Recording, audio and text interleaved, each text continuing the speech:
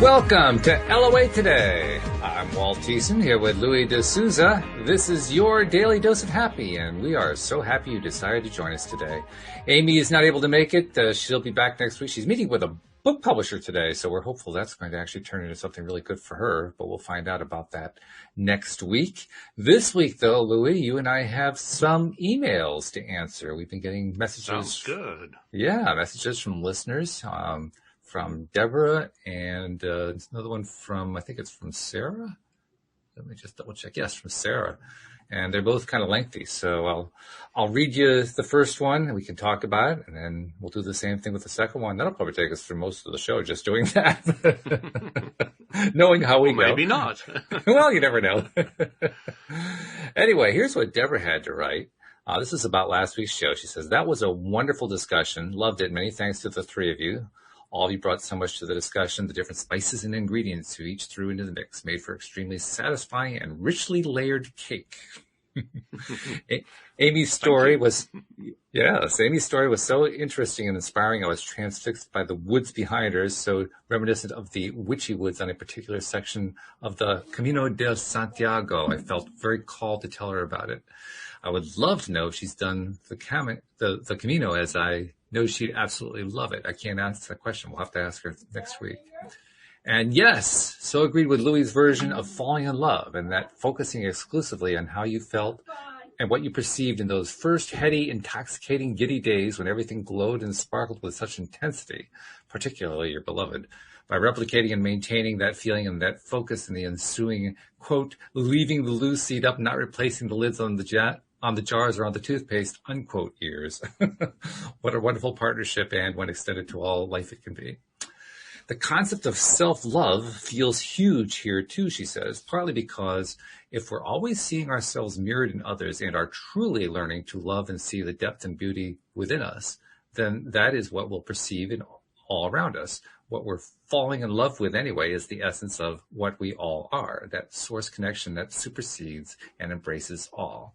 It seems to me that the aversion we all innately have to the concept of mirror work is because we think we're being called to become preeningly self-absorbed, full of ourselves, while simultaneously fearing that we may find within us. Whereas it's actually a massive leap into that mostly unknown realm of pure and unconditional love. It's something I'm experiencing very powerfully as I'm going through the mirror work process. By the way, I don't know if I told you, she took that up about a week ago, something like that. And after 2 days, she reported a huge increase in a huge, powerful response for herself. You had a lot of success with that too. Oh, tons of it. Yeah, we can go into that in a minute. She says, what I thought of as a hideous process of introspection and fawning self-adulation is the exact opposite. Yes, you fall in love with yourself, but the personal aspect of that is almost irrelevant. It's like, and indeed is, I feel falling in love with life, with that source connection. And then she writes in quotes, mind the gap. Oh, I love that Louis brought this up. When I lived in London, for some reason, I always loved hearing that announcement. Just put it down to my quirky weirdness, but now it feels like it was an exhortation from Source telling us to be mindful of that peace-filled state within us. So London Transport is, in fact, deeply spiritual. Pretty cool. What do you think? Tell that to the million unhappy commuters. Funny thing about those unhappy guys, commuters. mind the gap. Funny thing about them is, and this would not make them feel any better, they chose to be unhappy. I'm just pointing that out. No. It's this guy who decided to jump in front of the train who's delaying us. Oof. Just can't stand the guy anymore. Yeah. Through the amount of times you hear that announcement is like, Well, it's like anything else where the ARAS is concerned. We can filter it to let it in, or we can filter it to keep it out. Just depends what we give our attention to. I mean, it's like anything that you do on a regular basis. If you just kind of filter it out, you don't even see it or hear it anymore. I'll give you a little bit of a history about transport in South Africa. Is the only time I ever went on a train in the entire time I lived in South Africa for 27 years was in the army. The army shuffled us around on a train. And when I came to London and I saw all these beautiful trains and tubes and pretty much running on time and all the rest of it, I was thinking, my God, this is just amazing. Wow, this is incredible. And then everybody's bitching about it. It's like, come on, guys, you don't realize what you got. You have no idea. Right? Yeah, No it's idea true. what you got. And I found that a common thing is, because contrast is a teacher, isn't it? If it's on time every day and it's 1 minute late the next day, then you bitch, Yeah. It's a contrast. We are So, creatures yeah. of habit. We're used to having stuff play out the same way it always plays out. I mean, that's how most of our programming works. It's, it's based on a tape that just keeps playing over and over again. Every day I wake up, I go to eat breakfast, after I get dressed, and I feed the cats. And I mean, it's just the same thing over and over and over again. And when our routines get thrown out of whack, we notice, and many of us don't like it very much. So we tend to react. Yeah. You know what? Somebody said on a Facebook the other day, they said, what do you see when you look in the mirror? So I immediately wrote down, it's a very spiritual group, this. I immediately wrote down a handsome guy. Ooh, nice. Very nice. Bravo. And, I really thought that was the best thing I could put in that spiritual group. Yeah, absolutely. Yeah. What made that come up? I'm kind of curious. Were they talking about You mirror were talking about- exercises? No, they weren't. They to engage the group, they often put up questions to get reactions from everybody. And this is just something that popped up. And I was like, I remember Walt's mirror exercises. And the interesting thing about your mirror exercises is that I've been, from as young as I remember, looking in the mirror and just really liking what I see, always have. And so kind of realized that I've never really had that kind of issue. I don't think mirror exercise would do anything for me. I'm not so much in love with myself, but I have a huge respect for my body. And I've got an appreciation for my mind, although the appreciation is lessening hugely because I'm starting to realize you really want to get to the source mind and not the human mind. The human mind just regurgitates all the time. So my respect for it has gone down in leaps and bounds recently, more and more, Oh my. to the degree that I'm now really looking for the gap more than I'm looking for intellectual discussions or, I went on a philosophy group the other day again, and it just left me stone cold, arguing such arbitrary concepts of nothingness and going nowhere fast. And it's like back at my student days when I was getting so bored with the whole thing. Are you still doing the Speakers Bureau? Speakers Or Corner. Speakers of course, Corner, with excuse COVID. me. Speakers Corner's shut down because of COVID, but They don't have a virtual version. Okay. no, nobody's got a virtual version of that. Although Yeah. I might make something like that, but it's going to be very different in context than a philosophy group. Starting to see the that it's a good step for people, but you eventually go way past the idea of having intellectual conversations. And you kind of get more into experiencing and finding out, and touching source is of far greater value and than endlessly discussing them. Its different manifestations. Really, what you start getting to the point of is realizing that you're a vibrational interpreting machine, and you just want to tune your station to different stations. It's like that's the most exciting thing. Mm-hmm. That's true. What station shall we play with today? Right. Yeah. Well, you're raising a couple interesting points, though, and I'm kind of putting them in juxtaposition to each other, and I want to get your reaction on it. Because on the one hand, you're talking about how you, in effect, were doing mirror work for years without really intending to do mirror work. It's just you kind of did it naturally. And so you didn't really think there's going to be any great value in that. And then you immediately followed up by talking about how your respect for the mind had fallen off dramatically. I'm not sure if you said falling off a cliff, but it was something that dramatic. And yet, to me, that creates an interesting juxtaposition, because when I look in the mirror, part of what I see is my mind. I mean, I see myself, looking back at me, and I think of myself in terms of my heart and my mind, the whole me. So I'm wondering, what makes you think that you are, well, first, let's take it one step at a time. Why are you saying that you think that your respect for the mind is falling off? You kind of touched on that, but let's reiterate. And then if you're seeing your respect fall off, why wouldn't mirror work help with that? Okay, so when you look into the mirror and you see your thoughts, is that your mind? They certainly take place in the mind. So remember what Abram says, that what you do is you still the mind. And after you've stilled the mind, you touch source. And once you touch source, source could speak to you. And you could perceive that as words, but it's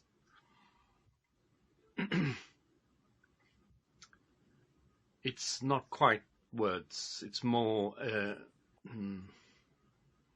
a feeling of well-being and direction, etc. And it could bring in images, etc.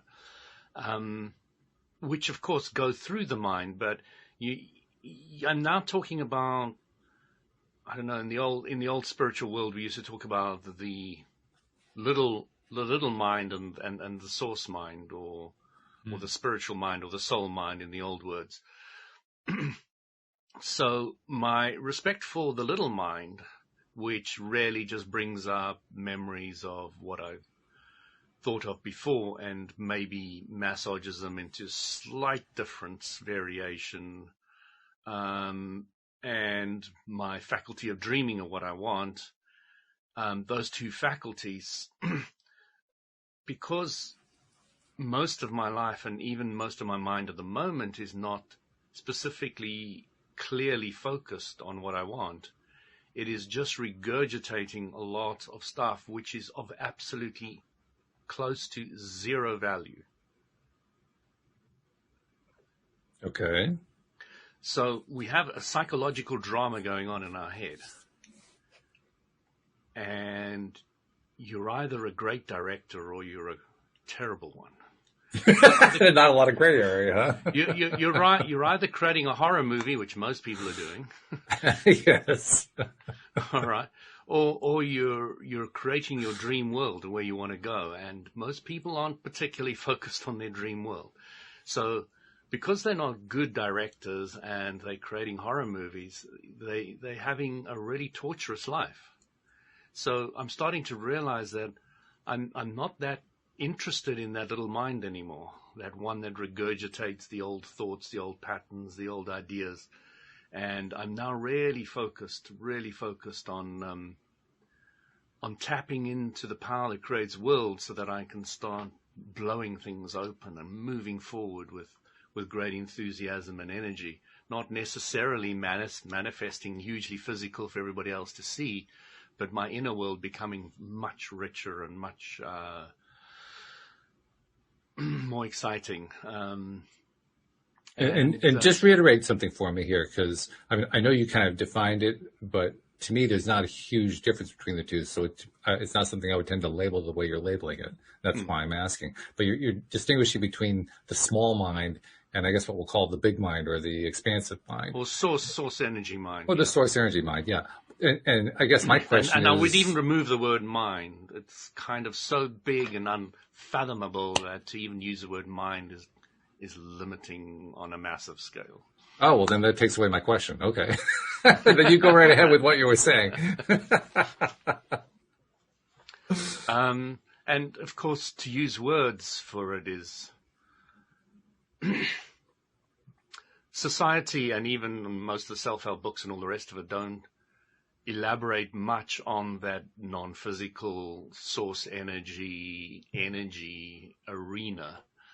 And it is very indefinable, and it is where you came from before you were born. It is where you'll go when you die. And, you know, it encompasses everything. And something that encompasses everything is infinite, and something that's infinite is way beyond anything that little brain box can comprehend, I promise you.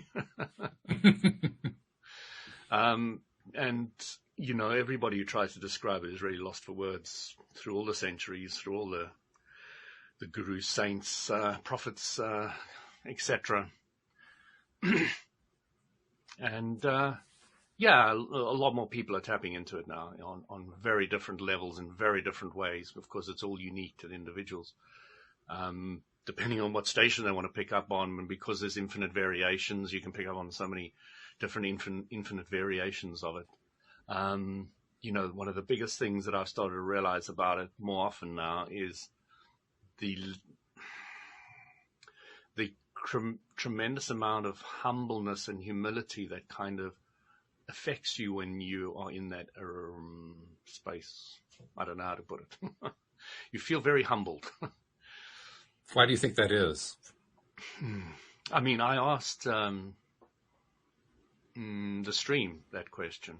And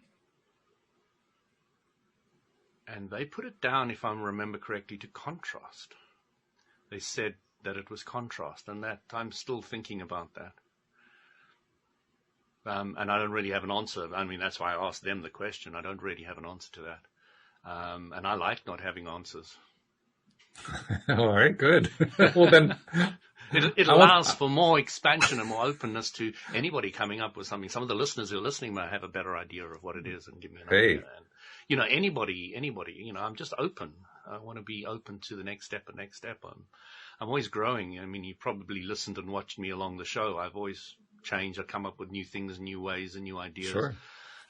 And, well, it's one of the reasons we keep inviting you back, just because you keep growing like that. So it makes it interesting, Thank you. If I keep on saying the same things again and again the same way, everybody runs away. It's just the way it is. Mm-hmm. I often watch the children when they react in the same way again and again. You just get totally bored, and they don't get any reaction, and then of course they go off and they try something new, and then you get interested again. And it's the same with everything in life. You need to reinvent yourself. As a website, if it's not rehashed every 3 years, reinvented or redesigned, really loses public appeal hugely. So every 3 years, most companies are tweaking, even though they might not see it massively. I've seen it with YouTube recently. They've done a lot of things, huge amount of things. That's an interesting thing. Let's stay on that for just a moment, because the way I'm seeing it, there are two different ways that kind of phenomenon gets looked at. Mm-hmm. On the one hand, we have the people who don't like change. They like things to stay the same. I'm thinking of my wife at this particular moment in time, who just can't stand any kind of technological change because it means she has to learn a new interface, and she doesn't like learning new interfaces. And part and parcel with that is something that maybe on the surface doesn't sound like it connects, but I think it connects pretty clearly, and that is the concept of propaganda. Propaganda is basically messaging that gets repeated over and over and over again. Usually it's false messaging, but it doesn't really matter whether it's false or true. The fact that it gets repeated is what makes it become believable. What we focus our attention on over and over again becomes a belief, and that's what happens with propaganda. Well, people very easily fall into the propagandistic receiver mode, and they stay there for long, long periods of time. Eventually, people can get to the point where they've had enough of it, and then that surprising change that you mentioned happens.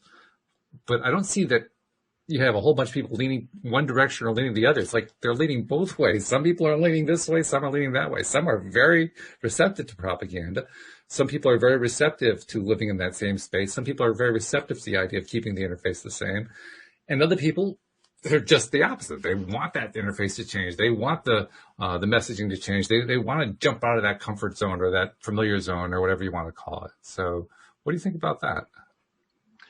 Well, if you understand the law of attraction, so when you focus on anything, you're going to amplify it. Right. And of course, when you know what you don't want strong enough, you get a good idea what you do want. And then sometimes you make the jump into what you do want. And that's all you're talking about. It really is that simple. And, if some people want to stay with what they don't want, as Abram says, it's just going to get bigger and bigger. Yep. So, there's a solution at the end of everyone. There's a light at every tunnel, There is. whichever way you go. So, eventually you get to a stage where you really don't care about other people, not because there's not a human caringness for them, but because nothing's going wrong. You truly understand that. So you don't have to worry about Walt, but you can get excited about Walt. Mm-hmm. Yep, that's true. I can get excited about you getting more and more depressed because I can see there's a light at the end of that tunnel. I can see you do that, actually, by the way. Just saying. So I know my Louis very well. And then you don't carry the world on your shoulders, and you realize it's not your responsibility. You completely get it. There is no illusions left anymore. They're all gone when it comes to carrying the world or carrying other people or all the rest of it. And, except for the book by Richard Bach, but that's a smart-ass answer. So, why? What does he say? Yeah. The book's called Illusions. You said there aren't any illusions left. There's a whole book. When you know what you don't want, you have a better idea what you do want. It's a great title. Nothing's going wrong there. It's you get very, very involved in the journey as opposed to any destination. You just really flow with it. My daughter said to me, I was like getting grumpy with her, and she says, "No, you're laughing. Why'd you change so quickly?" I said, "Because I don't like staying grumpy for long." Good answer, too. Okay. Yeah. And, I learned also, I don't know if it was a trick or what my dad did or what he didn't do, but every time he was grumpy or serious with me, I realized that he wasn't serious underneath it all. He was just putting on a persona. And once I realized that, I was like absolutely thrown, because my whole life I'd really thought Dad was extremely serious and strict person, but underneath it all, he didn't care at all. It didn't bother him in the slightest. And then I realized, oh, okay, so he's just playing out a father figure role, but underneath it all, he's just he's a marshmallow. Acting.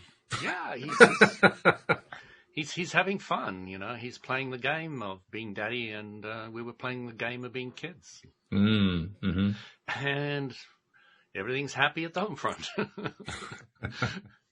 I really realize it with my kids, because I feel like a kid totally, And that's cool.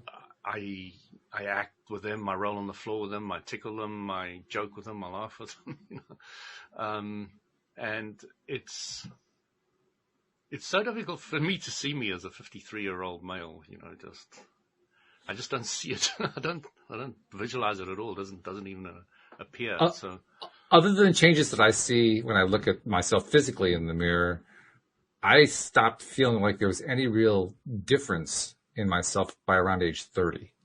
Mm-hmm. In terms of, I just feel like the same person. I feel like I've matured in a sense. I have grown, but I still feel like, I understand now the comment that my grandmother made to me when I was quite young. She was in her 80s at the time, I think.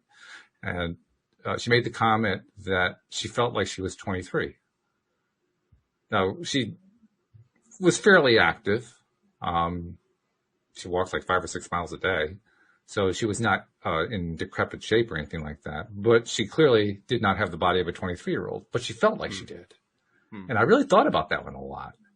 In fact, the way she expressed it was, how did she say it? It was something like that. She felt like a 23-year-old trapped in an 80-year-old body or something along that line. And that just kind of really stuck with me. And I think I kind of adopted the viewpoint a little bit pretty early in life, so that maybe that explains why it is at age 30, I felt like, okay, I feel like I'm still 30. In fact, I'll tell you, for years, like for the next 30 years, I didn't celebrate the new age of my birthday. It was always the anniversary of my 30th birthday. And that's one of the reasons why, because it didn't feel any different. It just felt, I felt the same. I felt like I was the same human being. No big difference. 30 was a big one for me. I went through a bit of a horror story, a psychological drama. This is the words I like using at the moment at the age of 30, thinking, oh, I'm not a youth anymore. I can't join the youth groups. I can't.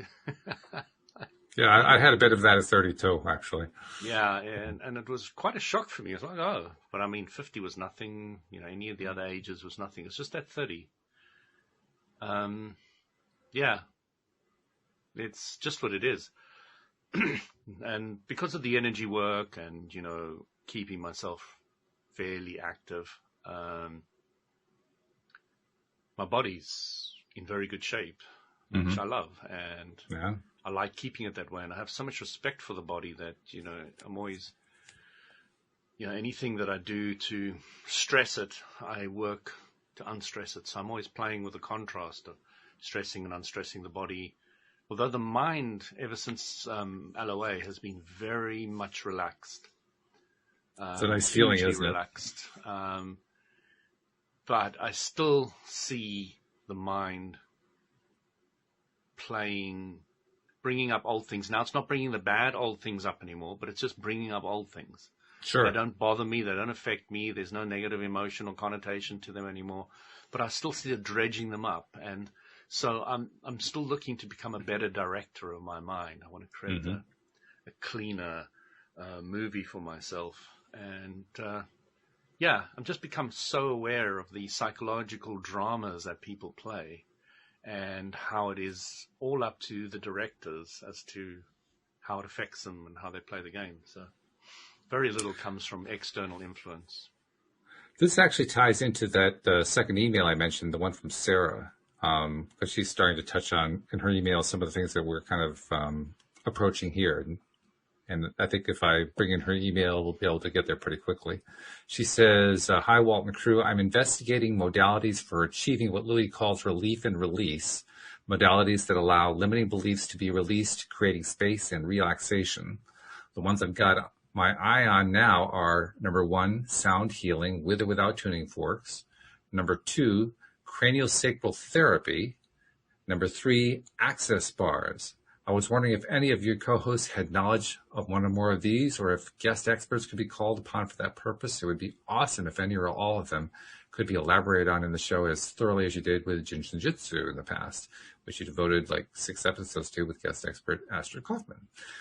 I rejoice already for the learning to come. Much appreciation, Sarah. So since she addressed you with your term relief and release, I figure I'll give you the first shot at it. Cool.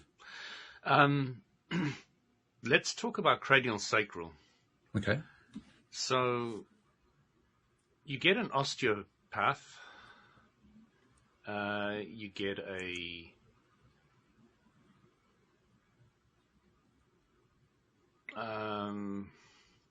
what do you got? There's guys that click your bones. Chiropractor? You get a chiropractor, then an advanced chiropractor. That's the way I look at it. Somebody will disagree, I'm sure. Advanced chiropractor is an osteopath, and an osteopath, if they're a good one, does cranial sacral. Okay. Now, cranial sacral is taking your fingers, putting them in the back of the neck, touching certain points, and your whole body will jerk. And you'll get this relief and release going down the body. And they know it's like playing a piano in the back of your neck there. They can just hit these points and you get quite shocked if you're getting a big release. So it's incredibly powerful and it's not to be underestimated. And I'll tell you a story. So, I had this hernia operation, and afterwards I was in a real mess. I've spent a whole episode on the story, which I strongly recommend anybody who hasn't heard it go and listen to that whole. It was good. Yeah, it was a good story. Yeah. It was quite an incredible experience. So, one thing I didn't bring up there was going to the osteopath who I'd been going to before and had a huge amount of respect for instinctively. This woman knew what she was doing completely, totally, and absolutely. She worked from home. She never advertised. Everybody that she ever had was word of mouth. And I got on the insurance and I started going for consistent treatments with her, and she really helped. She didn't speak much. She just knew exactly what she was doing. But I've had this operation and I'm a huge mess. My whole body is so tense in so many different levels and so many different ways. All my back was all completely out. And I went into her office and she took one look at me and said, I think you should go to the hospital or something. I said, no, you on who I need to go to. I was absolutely focused and determined and clear that I needed to go to her. And she looked at me and said, okay, we'll try. And she got me on the table, put me in this position. And she went, and I was really weak and I was really in a lot of tenseness. So muscles were pulling my spine out of place all over the place. So Right. it was a complete bundle of tension. And I had the strong call to go to her. And she ushered me in, looked at me, all the rest of it, put me on the table, got me in a position, and then she went, and every single vertebra from the tail all the way to the top clicked. And I was like, wow. That's amazing. That's amazing. It just feels so much better. It took me a while because it was such a relief. It was a bit overwhelming. But, Right. The point I wanted to make is I said to her, I was amazed that every vertebra cracked. She said, I'm not amazed every vertebra cracked. She said, I'm amazed that it actually cracked. So she understood the body so well that she realized that the issue was for me is, will I allow my body to get the crack or won't I? That was the big issue for her. That was the clarity she had. The clarity Right. I had was, wow, it clicked every single vertebra from my base to the top. That's just amazing. So, she was really clear. And then she did some cranial sacral on me, and she loosened up a lot of the other points on the back. And that was enough for me for that one session. And I never went back to her. I don't think I've ever been back to her from that day. Wow. It sorted everything out for me. Wow. I knew I needed to go to her then. I got it.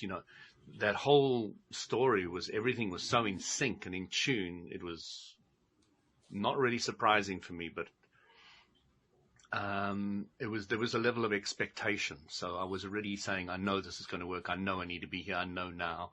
There was a lot of I knows at the time. It was huge amounts. And so cranial sacral is very powerful. As far as I can understand, you can't do it on yourself. I mean, I've tried and I've got absolutely nowhere. And I'm very aware and sensitive of my body, and I spend a huge amount of time working on it. Still today, every evening and night, I'm working on some aspect of my body energetically. And I'll be playing with the liver one day, and I'll be playing with the kidney on another one. And I'll be playing with the spleen, and I'll be playing with the 1 flow or the 2 flow or the 15 flow, and making myself laugh, and because it's a happiness and joy point, etc. And so, when you've got the tools of Jin Shin Jitsu, you really can go out there and play with them. The other one she talked about was sound. So I've got a Tibetan bowl. It's a huge one, it's about that size. And it's made of 7 different layers of metal, very specifically designed, and it's got this beautiful resonant sound. Maybe I'll bring it on the show next time. Is it like what they call a singing bowl? Yeah, it's a singing bowl, but it's one of those copper ones as opposed to the glass ones you get both. Right. Yeah. And you just take a piece of wood around the side, hold it at the bottom, and it just makes this incredible sound. And of course, sound and sound therapy is very, very therapeutic. Sound is a vibration. The vibrations flow through the body. So you've got a whole lot of vibrations as a human body, and your thoughts and your past and all the rest of it. And the thing. Okay, let's finish off with this because we can go into that later. Okay. Just wanted to talk about briefly later on maybe the different vibrations that makes up a human. There's numerous of them, and worth maybe a discussion at some stage. So you've got the sound, and the sound is affecting your vibration because it's a vibration and it's going through your vibration. So, and often it's of a cleansing nature because it's a very, so there's, even when they make these bowls, they're handmade, and you can see that they hit there with a little hammer. You can see still the little hammer marks on all the different points, and they molded it in there. So there's a lot of time and effort and focus and clarity in making these bowls. Mm-hmm. Right. And there's a level of symbology, or you could say that the bowl has an energy of its own, a sacred energy. Mm-hmm. And that energy is transmitted. It's created on a fairly high level of purity if it's done correctly. And that energy is transmitted into you. If they're machine-made bowls, I don't know how effective they will be. There will be a level of effect. But if you get one of the proper Buddhist meditation bowls and they've actually infused it with source energy, then you have something that is of immense power and well worth using. Now, by the way, do you have any idea how they do that? How do they actually infuse it with source energy? And the reason I ask that is... Very few people can do that. So I'm making a statement based on my more recent understanding. If quantum touch, I'll wing you a video on quantum touch. So this guy... Okay. Just to bring you into current world. Now, the Egyptians used to do this. They used to do it to the staff, and they put the staff on your arm, and they focused on it in the way that they could do because they infused that staff in the first place. But the staff was so clear, pure positive energy that when they used their own energy to channel this pure positive energy into you, broken bones would heal, wounds would heal. They'd be able to do absolutely unbelievable things with the staff in the old Egyptian days. But there's going back to this quantum touch guy, Graham, I think his name is Gordon. Gordon has found an ability to channel his healing abilities, the ones that he's good at. One thing he can do is he can just touch your head, and what it does is it aligns the bones in your head. And he's done it with triple blind studies. He's done it with scientists. He's done it, he does it in front of people. So, your nose is slightly skew and this is slightly here. And then my glasses are still, because my ears are a bit, so, he can touch the skull and he can align them. And he's very good at the alignment of the skull. So he's taken the few things that he's very good at and he's infused it in an item. And he tried different items. He tried plastic and he tried wood and he tried different types of metals and all the rest of it. And he found something that works fairly well to maintain it. And then he sent this thing to different ones of his healers who are good at different areas. And he got them to infuse it. Now, he sells this thing, so there's a commercial aspect. So you can go, wow. Or you can say, maybe. So what he's done is if you take this thing, put it on your body, and you as a healer who doesn't have the ability to align the skull, you can take the skull of somebody and align them because you're now tapping into the energy, not necessarily source energy, because I don't think it has the power to fix bones and, do what the Egyptian one's done. But he's starting on a scale that man is starting to learn how to infuse items again. And I mean, the Indians have been doing it for centuries. Mm-hmm. This idea of infusing an object, it sounds to me very much like what I would call tuning. Like it's being tuned at a particular frequency, so to speak. Absolutely. Yeah. And the reason I bring that up is my understanding of source energy is that everything's made of source energy. So when somebody talks about infusing something with source energy, my reaction is, well, doesn't it already have some? No, I understand that. So you understand the difference between energy and resonant frequency, or frequency and resonant frequency. And that's why I thought of the idea of tuning it. Yeah. Tuning, exactly. And that's what I was bringing in the aspect. So what they're doing is they're getting it to vibrate at that really high frequency because they've tapped into that specific one. There's a specific one to align the skull. There's a specific one for this, for the kidney, a specific one for the liver, there's a specific one. So, yeah, a lot of people are starting to do this now, and it's really, really exciting and interesting because, the southern Indians, interestingly enough, I didn't realize the difference between southern India and northern India in connection with spirituality. Spirituality, I have no idea. Mostly been in the south. Okay. And the south haven't been invaded by all the north and all other places, and they've kept their wealth, their tradition, and their understanding kind of secular and focused for a lot longer than other areas and things like that, which I didn't quite understand. I'm kind of learning that at the moment, but they've been infusing objects and using them forever, forever. And I take it you've actually experienced an infused object. It sounds like it from the way you're talking. What's it like?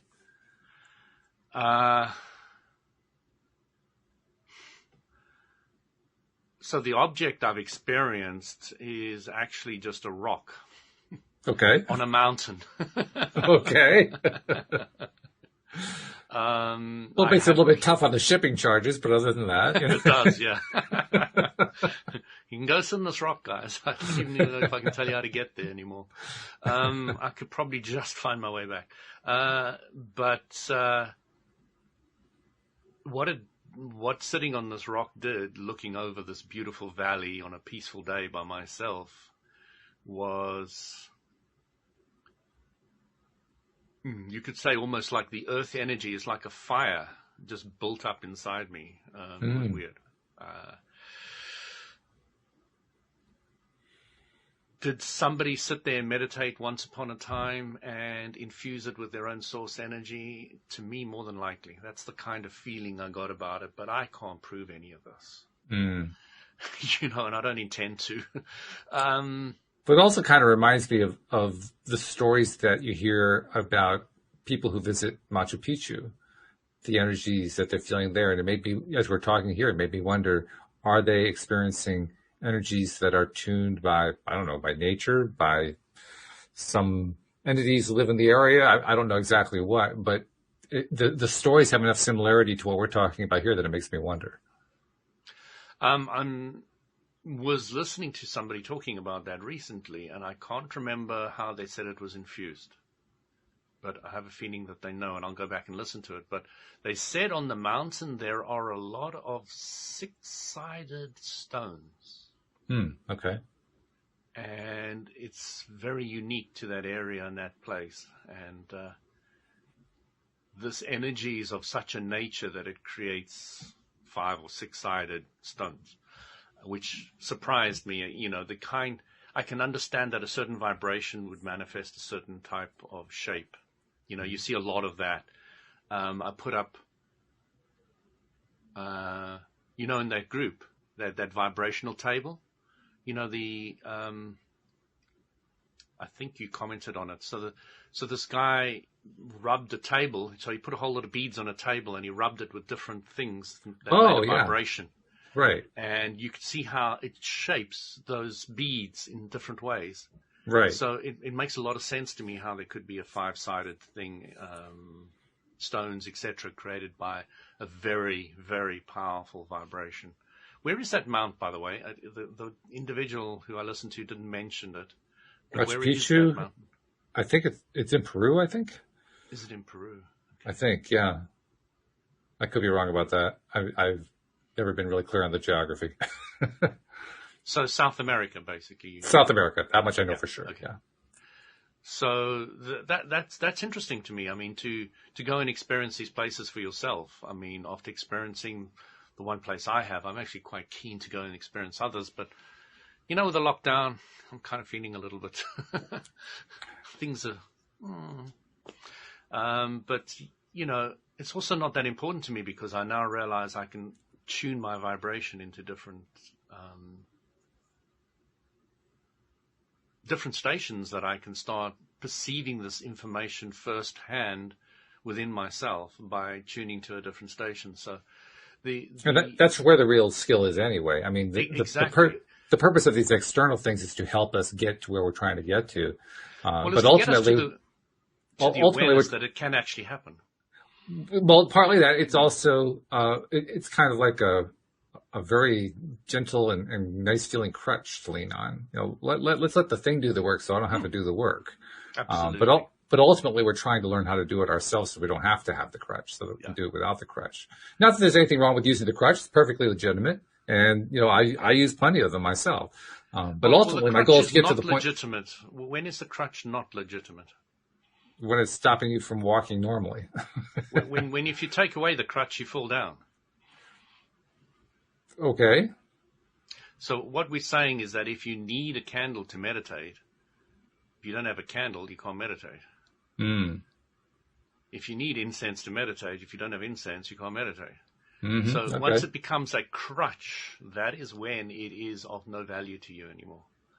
When it is helping you become aware and meditate for the first time, start experiencing things, that's great. But once you take it away and you can't do with it anymore, it's like, when do you know is caffeine any good for you or not good for you anymore? When you wake up in the morning, say, I must have my fix.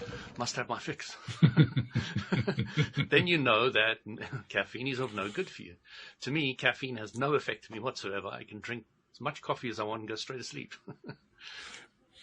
On the other hand, I could also make the argument that the caffeine has a very great value along the lines of what you talked about, because now you know what you don't want. So, yeah, and you know it really, really well because you got the shakes. Yeah. So, it's important to understand when something is of value and when it's not. So this lady, what was her name again? The email is Sarah. Sarah. So Sarah is talking about external things. Now, the thing I don't like about chiropractors, osteopaths, etc.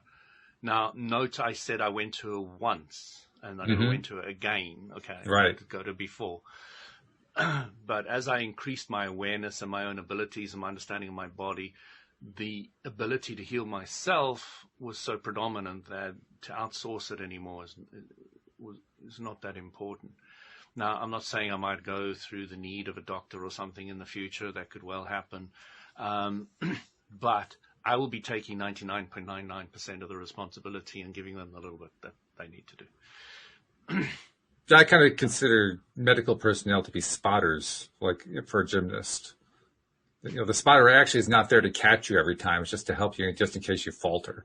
Absolutely. And if more people took it that way, because, you've got the NHS in the UK, so, I don't have to worry about my health. I just go on the NHS if something goes wrong. Yeah, that's a good attitude. Mm. It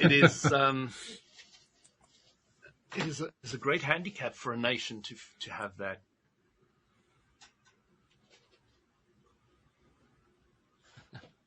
That net, so you don't fall. Well, it's got two sides to it. On the one hand, it's a handicap. On the other hand, it's a benefit. The question is, which way are we going to deal with it? If it wasn't there, like America, you have to pay a fortune for health insurance, I think. At least that's the impression we get from over here. I don't know how much is free. Is anything free over there? It's in flux right now, and it would probably take too long to go into the great level of detail about it. But let's just put it this way. It is until it isn't. Okay.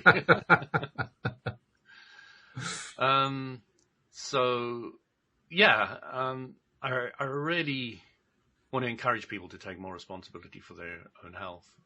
And that requires you to study and understand the body, which means you need to understand why you're here and where you're going. You need to understand the mind clearer. You need to understand the energies of the body. You need to start coming to a grasp on many different levels to be effective in your confidence, to be able to deal with more things yourself. And it's a journey, and it's probably the most exciting and the most valuable one I can suggest anybody goes out and tries. So, give it a whirl. Yeah, there's a lot to be said for it. Because I chose the spotter analogy deliberately because it involves a gym, which is ironic because I hate gyms. I have no interest in going to gyms at all. But it's a very useful analogy because what we're talking about with a gym is you're working on building your body. You're working on strengthening muscles and improving posture and all the other stuff. And the same thing is true when you're working on your body spiritually. It's just that you're not necessarily doing it in a gymnasium. But you're still doing work on yourself. Yeah, you probably have a spotter nearby or somebody who you're talking to for advice and so forth. But the goal and the not even the goal, the journey, the practice of it is about learning, like what you do, learning how your body works, learning how to interact with it, how to tune it to its best place to be in, learning how to appreciate it, learning what it's trying to tell you, learning how to listen to it. And as all of that develops, if you're applying yourself to accomplishing the goal of learning it, understanding it, interacting with it, getting better at dealing with it and so forth, you get stronger, just like you get stronger when you're working in a gym. It's just that in this case, the strength is more of a mental and emotional and spiritual one rather than physical muscles. Although I guess it could be that too. Yeah. I mean, and guess what? Your entire being, all your 5 physical senses become more fine-tuned. Mm-hmm. Yeah, sure. And because you're using them. Experience of life is enhanced. Very much so. Yeah, and that's what we're really talking about when we're talking about this broad subject of LOA and energy and so forth. Because why do people come into it? They want to get control of their lives. They want to get control of the results of their lives and the journeys of their lives and what's happening in their lives. Well, that's a hands-on experience, isn't it? You don't really get there by having it. I think I'm going to go in and have the doctor hand me this wonderful life that I want. It doesn't work that way. I don't care what. Come on, take this tablet. When you're depressed, you take it. When you're too happy, you take it. I think I'd rather follow the kindergartners. When you're happy, clap your hands. Yeah, that to me is a better way to do it. I love it. Oh my goodness. Well, those are 2 really good emails, so thank you. And Sarah, I will definitely hang on to yours and share it with some other co-hosts to see what their takes are. I can't honestly say I'm thinking of any experts off the top of my head, although Louis, you might be able to come up with somebody. But if we can find somebody, we'll bring it in. The lady has retired, the one that worked on me. Otherwise, I've always wanted, and I've thought about getting her on the podcast. I could probably go knock on her door and see if she still lives there. Her name was Marge or Maggie, Marge. I don't know. One of those. She might appreciate it. You never know. Her surname was Tilmarge. Mm-hmm. And because you're only there for a short period and it's all paid and all the rest of it, you don't have the time to talk to her. But I knew she knew so much. I was just curious as to how much she could verbalize. Some people are just able to do it and not able to verbalize anything. Right. Right. You just don't know. So I wanted to go and maybe ask her at one stage. It's been in the back of my mind forever. So maybe I will. Because she was what I would consider. I mean, I sent my Jinshin Jitsu teacher to her, and she said she was amazing. She's so sensitive. My Jinshin Jitsu teacher, and when she went to her, the lady said, "I'm not going to crack you." She said, "Great, I'm glad you understand," without telling her that this would be too much for her body to be able to crack and get those shock things. She knew it, so she did just very small manipulations on her, which was just perfect for her. Mm-hmm. So to the degree that without even letting her know, she knew that this person was too sensitive to crack. And, there's not many people out there that can do that. I just, I crack. That's my job. Yeah, that's why I never went to chiropractors. I do not like that process at all. I go out of my way to do anything except that, if possible. Well, you must understand what's happening. So the reason the spine gets pulled out of place is because of tension in the muscles. Oh no, I understand that. No. I'm just painting it out for the people out there. Oh, okay. So the reason why you get tension in the muscles in different areas is because you're thinking. So that's true. You've got to see the circle of what's going on here. Yep. and then you can start doing something about it. But if nobody points the circle out to you, it's true. I guess. Also, I look at it kind of the way Abraham recommends looking at it. I look at it and I say, how does it feel to me? And my answer is, it doesn't feel very good. And so my response is, okay, I'm not going there. Real simple, about as simple as you can get. But then one day, if you're open enough, even though you have this prejudice, if you what is it, a prejudice or is it a prejudice or is it a preference? This is why it might be a prejudice. If you were guided to go to somebody like Maggie, who does do that, but she's that level of sensitive that she would know exactly what to do for your body, then you might say, oh, yes, under those circumstances, I could go to somebody like that. So there's I like to continuously remain open about those things. I would not be closed to the idea at all. I'm telling you what my preference has been. I'm just being devil's advocate here. I know you are, and I'm being devil's advocate right back. That's what makes this whole conversation work so well. Don't you know that? But seriously, I mean, I'm scared I'm going to hurt your feelings, Walt. Yeah, there's not too much risk there, I don't think. At some point, you have to recognize, the feelings aren't there to be touched, so don't worry about it. But but I'm making a serious point, well, semi-serious, that anytime that I am responding to something, I'm responding to it based on what my immediate impression is, whether it be sensory or whether it be some sort of internal feeling or whatever. Mm-hmm. And certainly that feeling can change from moment to moment. I think what will never really change is, or let's put it this way, what I'm deliberately transitioning to, let's put it that way. I'm transitioning to, with intention, only going with those things that feel good to me and away from those things that don't feel good to me. And I don't necessarily base it on whether or not they felt good to me in the past, although that certainly is, an indicator. I mean, we all do that pretty regularly. I know I do. But I'm also doing it based on what's the signal I'm getting right now. The reason I bring this up is we've talked about this in other contexts here on the show on the other days. It's the same concept as signs. You're traveling along the road and you see a sign. The sign says New York 100 miles. And then 100 miles later, you say, let's see, it's about 100 miles to New York. Oh, wait a minute, I just missed the exit. Now, of course, there are about 25 exits for New York, so you don't have to really worry about that. But maybe the example would be Oshkosh, some little tiny town that you're trying to get to, and then you miss it because, well, it was 100 miles. Well, that was 100 miles ago. The question is, what are the current signs telling you? And so that's why I've never really been particularly interested in signs for one thing, because the sign is what used to be, not what's currently going on. Mm-hmm. To me, the more interesting question is, what are the signals that I'm getting rather than a sign? Because a signal is going to be, it's going to be current. Signals get transmitted over currents, and a current is current. It's right now. It's in the present tense. So anything that I'm looking at is going to be like that. And if I look at, if I'm dealing with a health issue that I don't know, I might just go to an osteopath. I actually have gone to an osteopath a long time ago, and it was worth the visit. And I've never gone back. Similar to you. Even though she told me if I didn't change, I was going to be diabetic by the time I was, well, actually my age right now. Sorry, it didn't work out. What was the problem and why did she come to that conclusion?